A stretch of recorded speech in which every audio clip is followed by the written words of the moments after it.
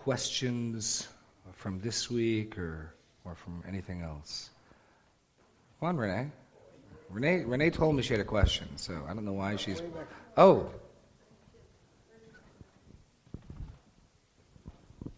Naomi Olsgaard. You always sit up front, but today you have a question.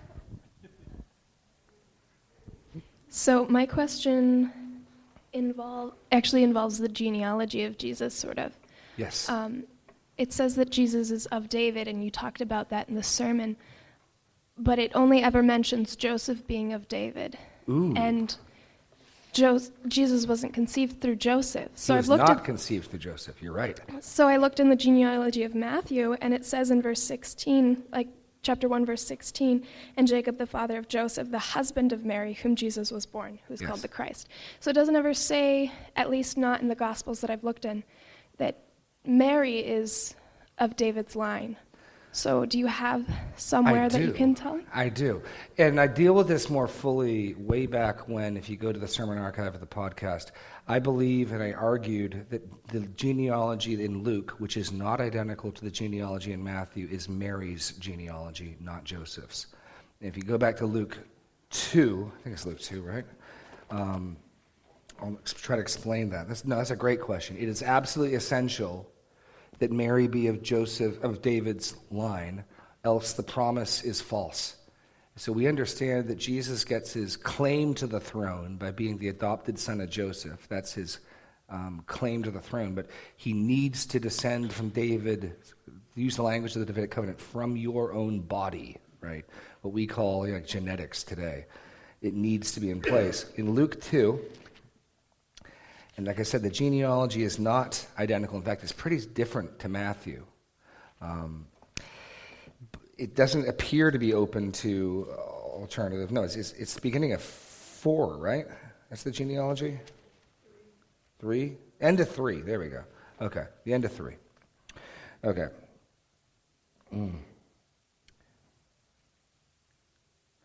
So, and trying to remember, like I said, if you go back to the sermon, I did an entire message just on the genealogy and probably spent half the time dealing with this question, Naomi. So I'm trying to remember from my notes in my Bible. I'm trying to remember off the cuff that.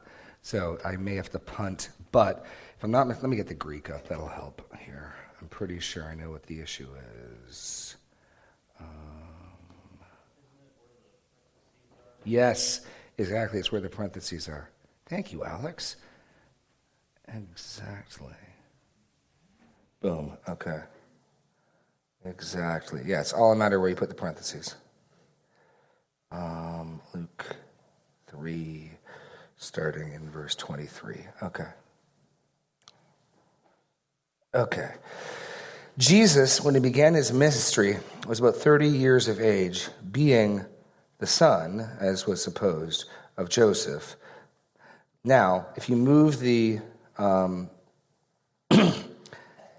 parentheses, the bracket, over so that it includes Joseph, you get a slightly different reading. Totally possible in the Greek. Jesus was about 30 years of age, being the son, as supposed of Joseph, of Heli. Because after that, all you get is of. There's no more son. The word son occurs once in the text, and it's just of, the one of, the one of, the one of, the one of. So if you put the parentheses, and there's no Greek parentheses. The reader is left to figure the relationship. So as Jesus was about 30 years of age, being, as was supposed, of Joseph, the son of Heli, then it goes on. And the thought would just be the assumption that Mary this is Mary's genealogy. Another strong reason for that is if this is a bogus genealogy, they make a pretty big mistake, pretty obvious mistake. So jump down to... Where do they miss Solomon? That's the other big one. So where would Solomon be in here? He would be after David. There we go. So 31. The son of Meliah, the son of Menah, the son of Mattatha, the son of Nathan, the son of David, the son of Jesse. So they don't trace it through Solomon. But if you want to argue incompetence, see, the Gospels make mistakes. If you want to argue these are the same genealogy, just Luke bungled it, that's a pretty big bungle to miss Solomon. I mean, seriously, who doesn't know David's son's name is Solomon? And it's Solomon who becomes king. So it doesn't appear Luke is trying to do that. And even if you want to argue a view that enables errors in the text, he's a moron if he misses Solomon. No, this is a different genealogy. And so there's only one other alternative of whose genealogy it is, and that's Mary. And grammatically it works. I'd have to look at the Greek a bit longer and go back and look at my notes. But basically it takes... Do you remember it better, Alex, than I am? You threw it at me. No? It's just the parentheses, yeah. Jesus, when he began his ministry, he was about 30 years of age, being the son, as was supposed of Joseph, of Heli. And then that goes on. And it's linking to the male above Mary. But check out the Message. It's a good question. I'm not prepared to answer further without going back and getting my notes and stuff. And I know I spent about 30 minutes trying to explain that far better than I'm doing now. So excellent question. You're absolutely right. It is essential that the Bible demonstrate Mary's genetic descent from David. And I believe it does here. And I wish I could give you a fuller answer, but I simply am not prepared. Oh, it's probably, okay. There's a mic. Use the mic. What? Oh, sorry, we need to use the mic. Can we get another person to hand out a mic? Does anyone else want to hand out a mic? Because we can do two, and then we can cue people up. Alex is going to do mics too. Okay. Candy was talking. Okay. Join. Well, I have in here on notes, it says Mary's father's name, 12:6:14. Yeah. So you probably said that, and it's right by Heli. That'd be the assumption, yeah. That'd be the assumption that that's what you're getting. Okay. Oh, and Lee wants to jump in. Well, then when you're looking in Matthew, it says, and Jacob, the father of Joseph. So it Right. clearly names his father, which is not there. Matthew has to be Joseph. Yeah, And yeah. so either this is the worst forgery ever, and Luke is just bungling, trying to copy. And again, how does a guy who gets so many other things right, like Tiberius Caesar in the 6th year of, he misses Solomon? And come on, he's doing something else. And then once you realize he's doing something else, what else is he doing? There's only one other option. It's Mary's genealogy. Okay. Other questions, thoughts? Renee's got one. Okay, Malachi 3:16, a book of remembrance. Then those who feared the Lord spoke to one another, and the Lord listened and heard them. So a book of remembrance was written before him for those who feared the Lord and who meditate on his name.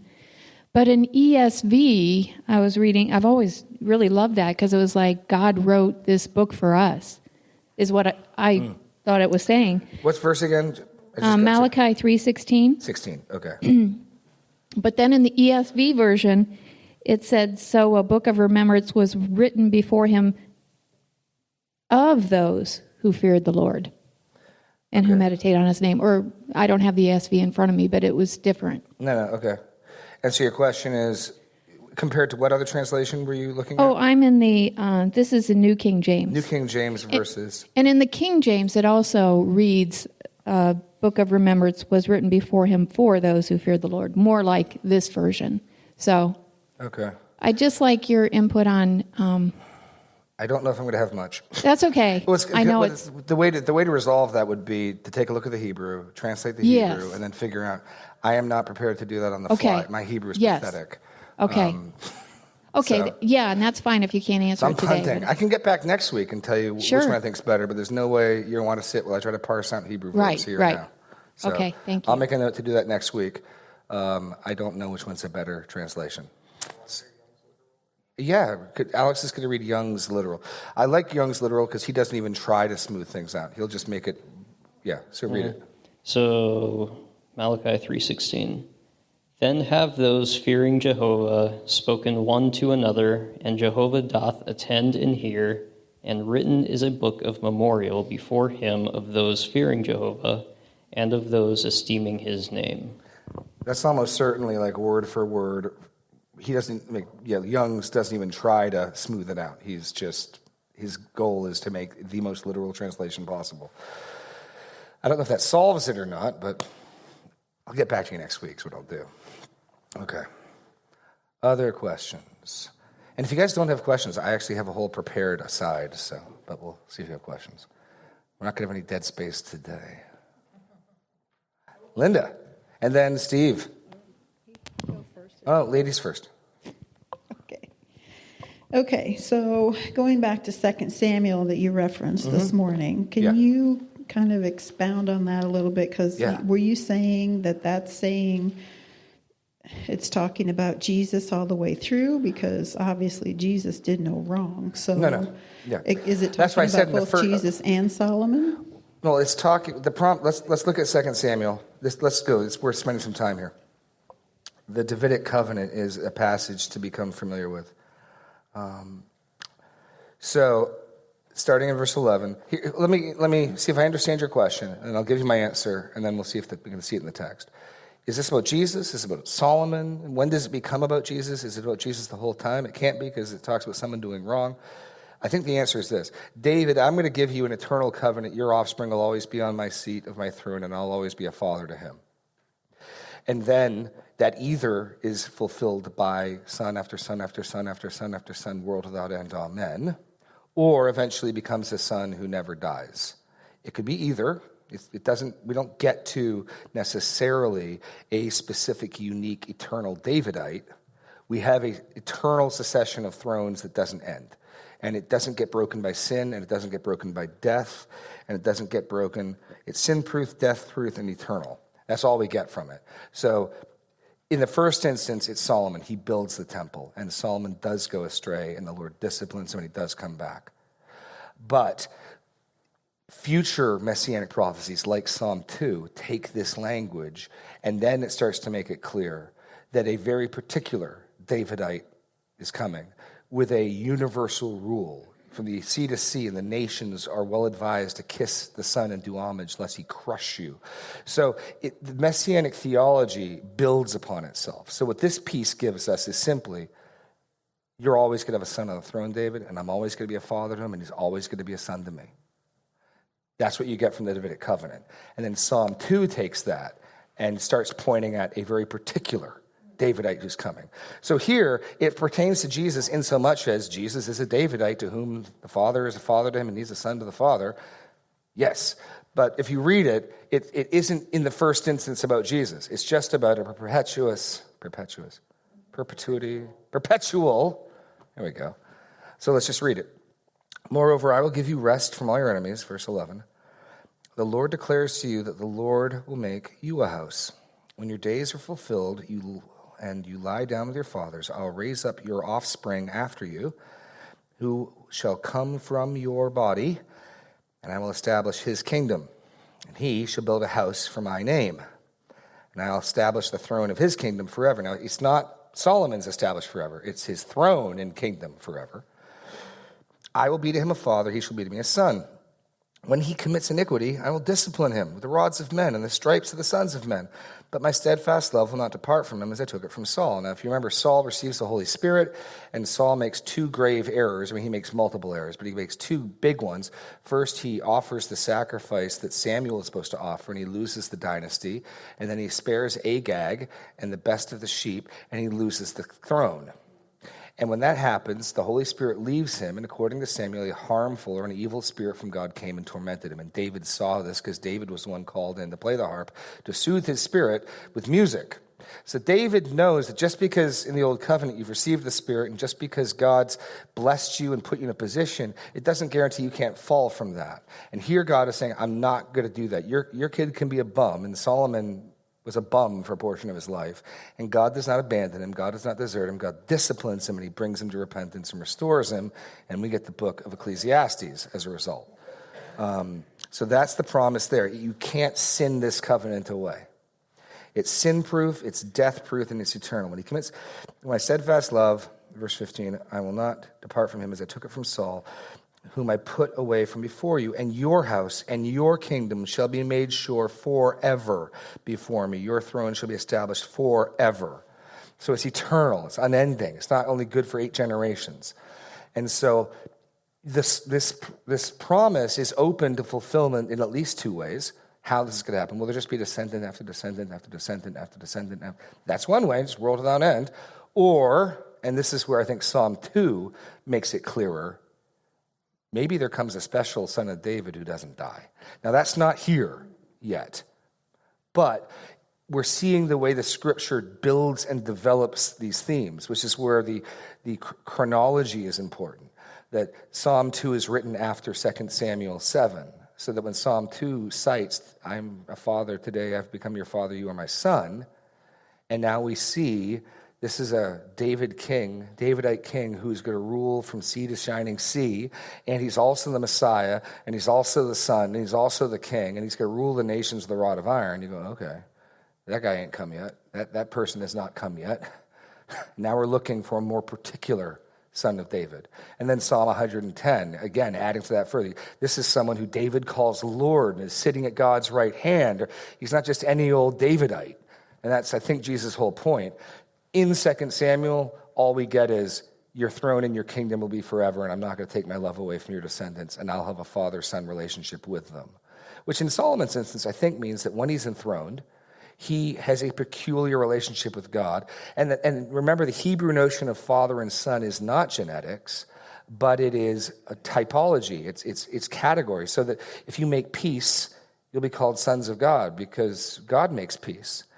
And so when Jesus tells the Pharisees that their father is the devil, he's not suggesting their mother had an affair.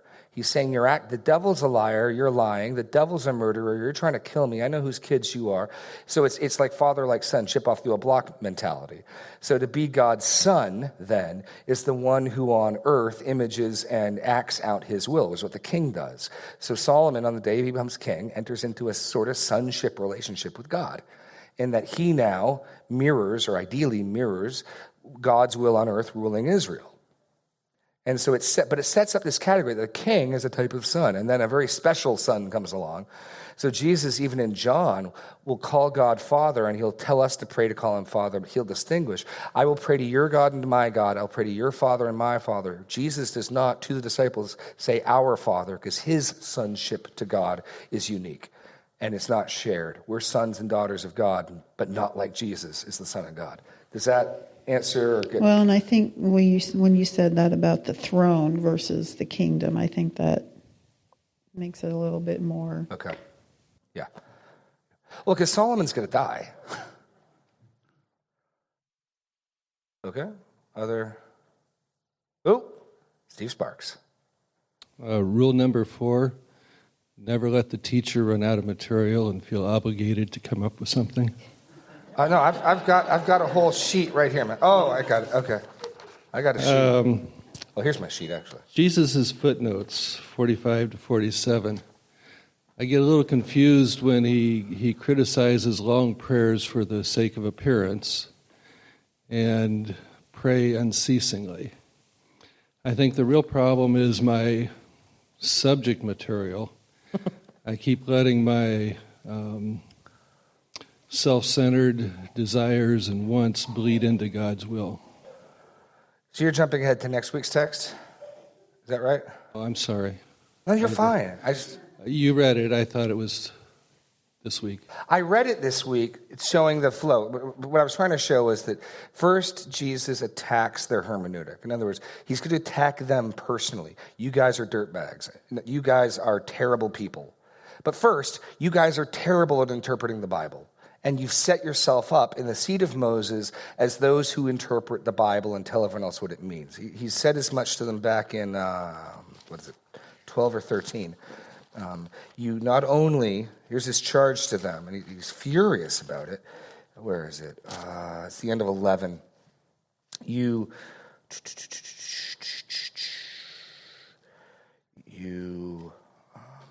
Verse 52. Woe to you lawyers. Now the scribes and the lawyers, I think, are the same group. These are this, because they're not, what's Israel's legal code but the law? These are the students of Torah, law. Woe to you lawyers, for you've taken away the key of knowledge. You did not enter yourselves, and you hinder those who are entering. You have claimed interpretive control. Similar to how in the Roman Catholicism, the church and the magisterium has interpretive control. We will tell you what the text means, and our interpretations are binding. The lawyers and the scribes have claimed interpretive control, and they're demonstrably wrong in their interpretation. That's the first attack. You guys don't know how to read the Bible, and you say you're the Bible interpreters. Then, next week, you guys are terrible people. That's the two-flow attack. So first, your claim to authority, your credential for leadership is bogus, and your personal lives are horrific. And in that context, I think the long prayers are long public prayers to be seen. I mean, maybe the equivalent is you have people over for dinner and you want to seem very spiritual, so you have like a 10-minute dinner prayer. I think that's the type of thing Jesus is getting at. He's by no means rebuking long prayer in general. You're absolutely right. We're going to pray without ceasing. In the context, beware the scribes who like to walk around in long robes, love greetings in the marketplaces, the best seats in the synagogues and places of honor at feasts, who devour widows' houses, and for a pretense, and there's the other point, it's not sincere, for a pretense make long prayers. And I would assume long public prayers. In other places in the Gospels, they'd sound gongs. If people to sound a gong before they gave money to the poor. Like, everyone look at this righteous man. He's about to do an act of kindness. So I think what he's rebuking with long prayers is pretentious, fake, insincere, for public prayers, and certainly, by all means, pray without ceasing. Amen. But I'm not as prepared for this because that's next week. So that's my off-the-cuff thought. Oh, Marina do you want to add to that, Marina? Oh, she has another question. So before we go on to Marina's question, do you want to go further with that, Steve, or does that answer your question? Or just got me started. Okay. Marina's next.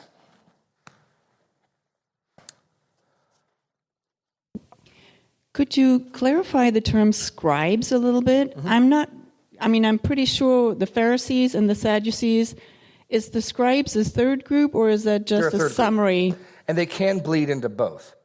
Okay, so the scribes are the legal experts. They are the ones who not only have memorized most, if not all, of the Torah, but have also memorized and are familiar with the Talmud and basically rabbinical interpretations. So, like, whereas we have commentaries today, their older rabbis became authoritative, and then there's interpretations of them, and it's weird. They'd have it in the page where it'd be like, here's the text, here'd be the text of the Torah, and around it, three-dimensionally, I mean, not three-dimensionally, but all around it would be the writings of the rabbis, and then around that could be a further thing. So they had to be masters of all of this. And they were the ones you'd go to. They're the experts for resolving issues. Because remember, the law of Moses governed every aspect of life. Civil, boundary markers, complaints. Someone attacked you and robbed you. You wanted a lawyer. You wanted a scribe who would interpret the text. Now, I'm guessing there could be scribes and interpreters who favored more of the Sadducees' more liberal approach, and there are probably scribes who favored more of the Pharisees' conservative approach. And there seems to be some in that group, but yeah, they are a distinct group. The scribes seem to be attached to the priesthood and the priests in the temple. But yeah, they're differing groups, and we've got differing titles for groups throughout, and there is some bleed over, no doubt. But no, they are distinct. They're first introduced in chapter 5 alongside of the Pharisees, the scribes and the Pharisees. So we know that they sync up with them.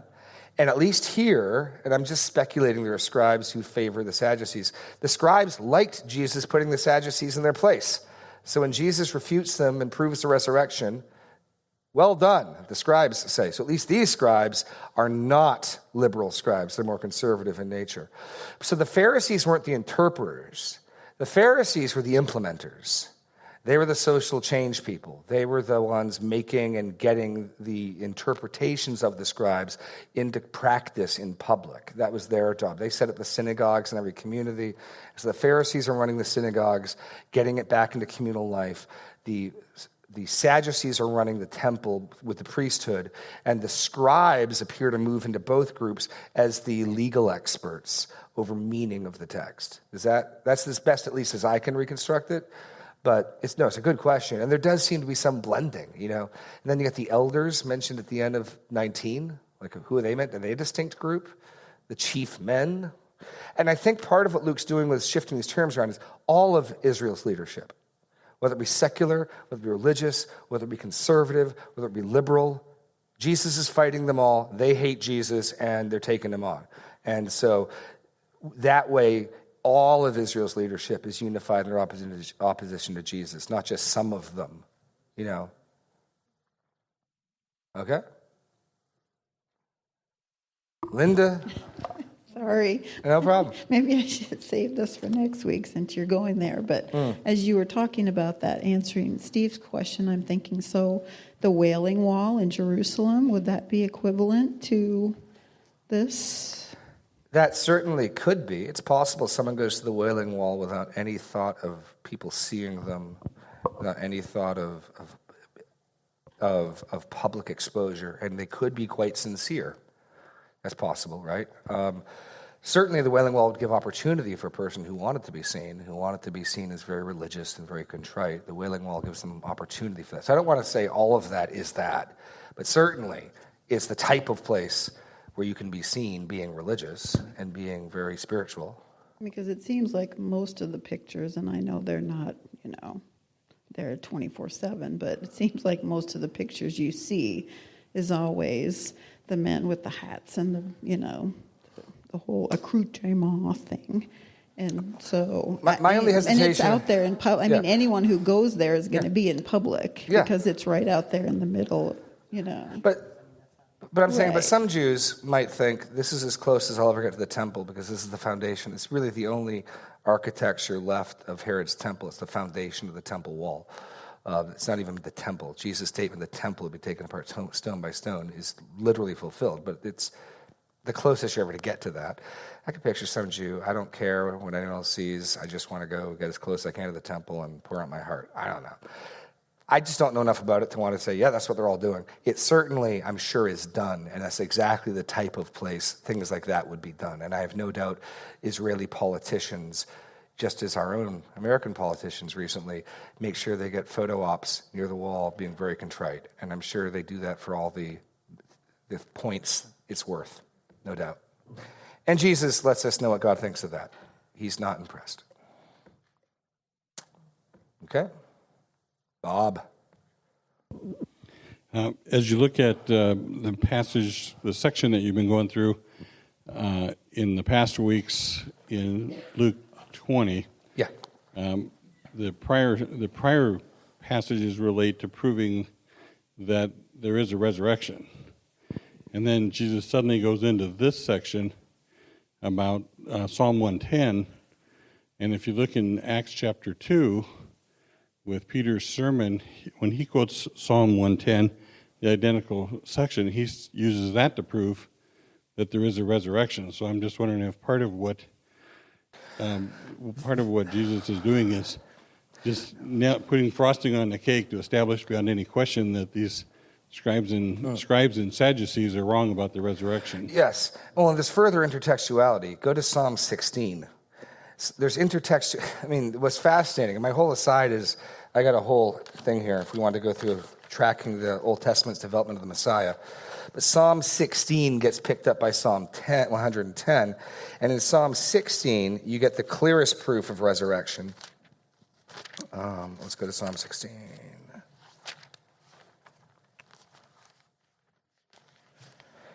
There we go.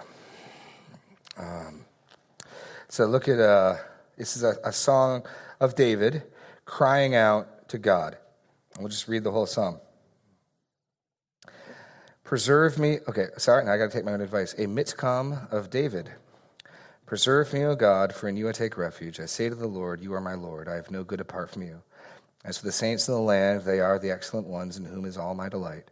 The sorrows of those who run after another God shall multiply. Their drink offerings of blood I will not pour out, or take their names on my lips. The Lord is my chosen portion and my cup. You hold my lot. The lines have fallen for me in pleasant places. Indeed, I have a beautiful inheritance. I bless the Lord who gives me counsel. In the night also my heart instructs me. I have set the Lord always before me. Because he is at my right hand, I shall not be shaken. Therefore my heart is glad. My whole being rejoices. For my flesh also dwells secure. For you will not abandon my soul to Sheol, or let your Holy One see corruption or decay. And that's cited in Acts 13. of proof of the resurrection, because David is dead and his body is moldering over in that tomb. So that's exactly what Paul says. But now look at the next thing.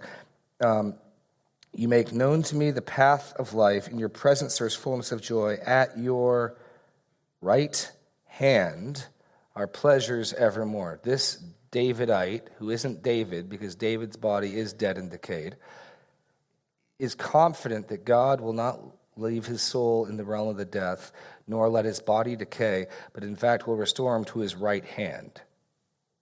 That's where he's going to be, at God's right hand. Psalm 110, the Lord said to my Lord, sit at my right hand until I make your enemies a footstool. And the early church made that connection. And so the reference to right hand is linking with Psalm 16 and the promise of resurrection. And so what they understood was, instead of God leaving Jesus in the realm of the dead, he has not allowed his body to decay, and instead is seated them at his right hand until his enemies are made a footstool. That was their understanding of where is Jesus right now. Jesus is sitting at the right hand of the Father, awaiting his enemies who made his footstool. That's where Jesus is right now. And they connected Psalm 16 with Psalm 110 to put that together. That's my understanding of it, at least. And that's exactly what Acts chapter 2 argues. Right. Goes to exactly the same point. Yeah. So, the early church, rather than unhitching, I know you guys get tired of that. They did a lot of deep biblical thinking, connecting these things. In other words, it's kind of like once you see them answer at the back of the math book, the Messiah gets killed horribly and raises from the dead, you start going back and there it is. And then they started putting it together. Because the stuff is there. They're just so ingrained with their nationalistic approach. The Messiah is going to come and he's going to exalt Israel and throw off the pagan oppressors. Well, he will. That's part of what he'll do. It's not the first thing he's going to do. And they stumbled over that, absolutely. Psalm 110 is huge messianically. It gets quoted a lot. Author of Hebrews has a lot to say about that as well, about the Melchizedek part that comes up later, right? I mean, we haven't even touched that. We're just at verse 1. Absolutely. You want to say more, or is that? Well, that pretty well covers it. All right. Okay. Alex. So something I've wondered in the past is how God tells David that I'll establish your throne forever. How does that work with what happens when Judah goes into exile? Right. Or is it only talking about once Christ comes, then it's established forever? That's a good question. I'll tell you what I think the answer is, but I wouldn't get dogmatic with it. I mean, this would be a good thing of discussion. I think that it's unbroken. Even though there's years where it doesn't exist, it's not a broken dynasty. Sorry. My English traits came out. Greg Sweet gets on me if I say dynasty. So much easier. But the dynasty is intact, even though there's 70 years or more without rule. It's unbroken in that sense, and it is ultimately eternal. And that's one answer. The other answer is no, it's just looking to when it comes in its fullness. I tend to think it's more of the other, because I have a hard time not seeing Solomon's rule as being in part envisioned. So I tend to think more of it like it's an eternal, unending rule, because even though for a period of time, because he talks even about disciplining with the rods of men, maybe the rods of men's Babylon, but that it doesn't terminate, unlike Saul's, because the contrast is Saul. Unlike Saul's dynasty, it terminates, right? But isn't a throne like symbolizing a ruling king, like a king that is ruling over something? So when it says his throne will be established forever. Well, so what do you do if the throne's established, but the king's off being disciplined with the rods of men? I'm viewing it purely simply as the perpetuation of your rule and kingdom. It's intact. Someone may not be occupying the seat right now because they're off getting spanked, but there's a throne to come back to, is how I've approached it. You could answer, as you suggested, no, it's really just envisioning the kingdom once the Messiah comes. I suppose that's possible. I've always looked at it as the former, though, and it's a newer thought, and if anyone wants to remember that, they're welcome to. That's as far as I can go with it right now.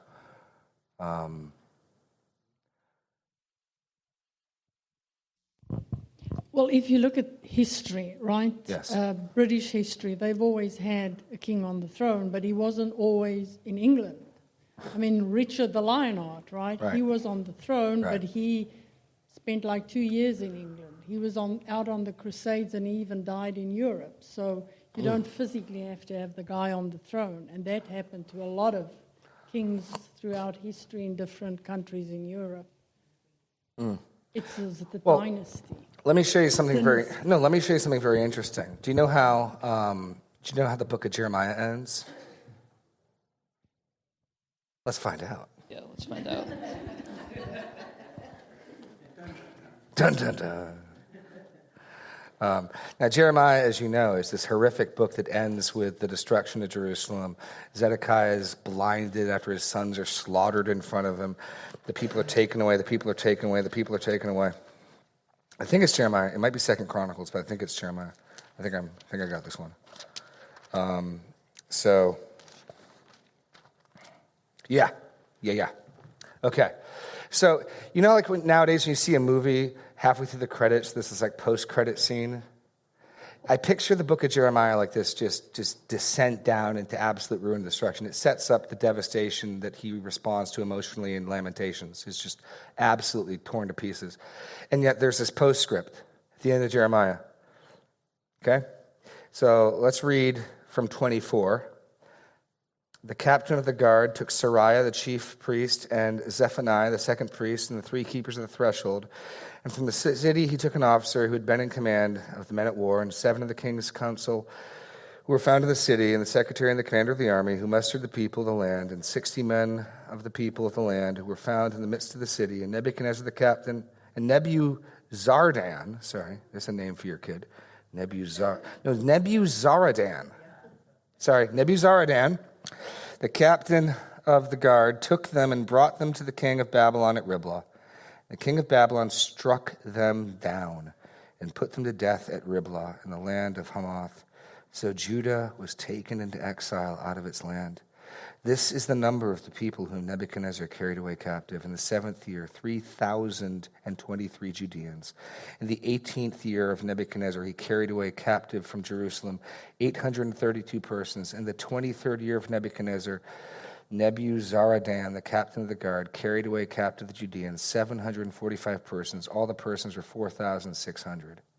Okay, so there's the end. They're carried away. Now we get this.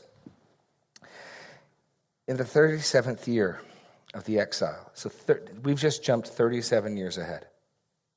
In the 37th year of the exile of Jehoiachin, king of Judah, who's a Davidite, by the way, in the 12th month, on the 20th day of the month, Evil Merodach, there's a name for you, Evil Merodach, king of Babylon, in the year that he began to reign, graciously freed Jehoiachin, king of Judah, and brought him out of prison. And he spoke kindly to him and gave him a seat above the seats of the kings who were with him in Babylon. So Jehoiachin put off his prison garments, and every day of his life he dined regularly at the king's table. And for his allowance, a regular allowance was given him by the king according to his daily needs until the day of his death, as long as he lived. What do you think the point of that postscript is? God hasn't forgotten his promises to David, and he's looking after the Davidic king in exile. That's the point of that postscript. It's a little light of hope. Israel is wrecked, destroyed, off the land, taken, and 37 years later, we are to be shown this act of kindness to a Davidic king in exile. It's the little postscript, it's a little nod in the end of the movie that lets you know the story's not done yet. So that's what I'm saying by perpetuation of the throne. He's not ruling anything, right? But clearly in God's eyes, he's a Davidite that God's looking after. And here's this little evidence. Otherwise, what's the importance of that? 37 years later, some king was nice to this guy. If it's not to remind us, hey, the story's not done yet, you know. Okay. Other thoughts, questions? Oh, all the way in the back. Naomi again. I was just curious why 4,600 persons was significant when there's likely millions of Jews in Israel. they were so beaten, besieged, and battered that that's part of it, is to show you just how pathetic and pitiful it is. And the number who returned from Babylon is even more pathetic. I mean, what we're seeing is the humiliation of Israel. This nation that once was great and strong and had millions and millions of people within it is now measured by the thousands and is now ripped off the land. They come back in an even more meager amount. Nehemiah and Ezra tell you the numbers who return, again, are just thousands. They're not lots of people. And so I think that's the point. I'd have to study in more detail to give you a fuller answer, but that's, if anyone wants to run with that, or Zeb, you look like you want to know? No, Zeb's good. Okay. No, excellent question. How can this nation be reduced to this small? Well, they've just endured a siege to end all sieges, and they've been slaughtered, and I'm sure people in the country have fled. And so when the walls finally come down, a couple thousand Jews are taken out of Jerusalem. And I think the other assumption is everyone else is dead. Nebuchadnezzar was brutal in his vengeance upon Israel for their this breaking of their word. Because Jeremiah is telling them, stop fighting him. God's given you into his hands. Stop. And the last thing Zedekiah does, he makes an agreement with Nebuchadnezzar. We'll be your vassal state. We'll give you tribute. And Nebuchadnezzar's going to leave him be. And then he tries to make an alliance with Egypt to fight him. And Nebuchadnezzar finds out, and he's like, yeah. Okay, we got 6 minutes. I got to let you on time because of the new attendee fellowship, so we can't go late. I know that's going to distress you, but I'm going to let you on time today. Any other questions? What? Oh, okay. Anybody? Oh, we got one. This may give an argument or another argument to the lineage of Mary in your statement, but it also causes confusion for me. According to everything I've read, Judaism is based on the lineage of a matriarchal society. And Jewish Orthodox law says that the son or daughter of a Jewish mother is the Jewish lineage. However, the Bible is almost totally matriarchal in its lineage. Patriarchal, you mean? Patriarchal, yeah. So that's the confusion. Yeah. No. That was a very clear shift. No, you're absolutely right. If you go through the genealogies in Numbers and the genealogies in First Chronicles, they're almost exclusively male. In fact, Matthew includes 3 women, and the 3 women he includes are very, very, very significant because they're all embarrassing. Rahab, a Canaanite prostitute; Ruth, a Moabitess; and Bathsheba, a adulterous wife. And they're the only women in Matthew's genealogy. After the deportation by Titus, after Israel scattered and they've lost all of their records, that was a big deal. When the temple's burned by Titus, they lose all of their descent records. They don't, like right now, they can pretend they know. No Jew knows what tribe they're part of. They lost all of that. After that, they switched to matriarchal records. So after 70 AD is a clear shift where, because Jewish women were raped and mistreated, they tracked descent not by the father but by the mother. So if your mother was Jewish, you're Jewish. But that's a post-AD 70 shift that's pretty clearly documented. So no, you're absolutely right. It's prior to AD 70, father's descent, the genealogies track the men, by and large, almost exclusively. After 70 AD, as they're trying to figure out who they are, there's so many half-Jewish children of mothers who are Jewish that they just take them all in, and they don't try to distinguish. And so since then, it's been tracked along the mother's line. So no, it's an excellent observation, but there's a clear historical answer. They just simply switched sometime after 70 AD. And prior to 70 AD, it's patriarchal, and then it becomes matriarchal. No, good observation. Good. I hope that helps. But yeah, and you can look that up and track that. That's when that shift occurred. Okay, we have 5 minutes.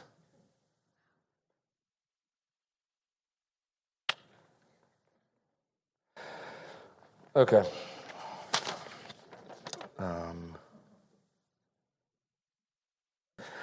I just want to close them with a few words just on Scripture and inerrancy in the Old Testament. I've been really impressed in just these last 2 weeks at how rich the Old Testament is. I mean, our Lord shut down 2 entire religious groups with 2 verses. He cited Exodus 3:6. I am the God of Jacob. I am the God of Abraham. I am the God of Isaac. Sadducees, you're wrong. Done. Scribes. How's he David's Lord if he calls? How's he David's son if he calls him Lord? 1 verse from Psalm 110 shuts them down. I mean, he isn't writing research papers. He's citing a verse and he's dealing with the text seriously. And so I find great courage and encouragement from this. You know, I go to a school and they train you to diagram sentences and do grammar, and there's not a lot of people these days that do that. And you wonder sometimes, are we making mountains out of a molehill? They'll accuse us of being bibliolatry. We're worshiping the Bible. And passages like this, arguments like this, really encourage me. No, we want to read our Bible the way Jesus read his Bible. And Jesus clearly thought long and hard over little points of grammar. Psalm 110 says David wrote it. I mean, it's a whole argument. I mean, I got a quote I'll read you. You have no idea how unpopular it is in any sort of academic Christian world to ascribe that the psalm titles are valid. I'll read a quote from Darrell Bach. A great deal of energy has been spent arguing that Jesus' remark is not a declaration of Davidic authorship for Psalm 110. In this view, the mention of David is like New Testament references to the Torah that go on to cite the prophets, or is a generic reference to David as the author of the Psalter. In fact, it is often argued that the speaker in the psalm is a prophet and not David. Then he cites some commentators.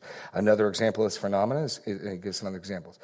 Then he says this: any position that sees a prophet speaking in Psalm 110 ignores the force of Jesus' argument. For there is no tension in the passage, and his point is invalidated if David himself is not the speaker. He's absolutely right.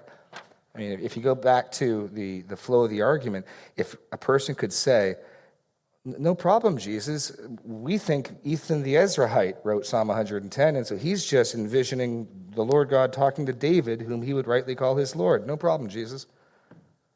Now, the entire argument demands something as little as the psalm title being accurate and reliable.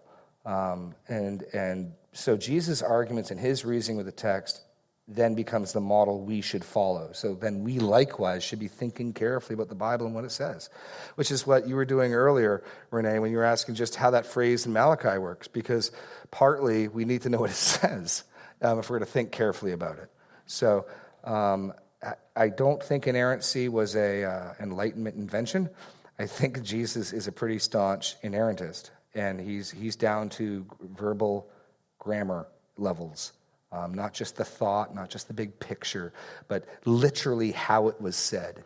I am not I was, of David. Anyway, we are up for time. I will see you all next week. God bless. If you're going to the New Attendee Fellowship, hopefully the room will be made over and you can make your way to the fireside room, which is where it will be taking place. Thank you.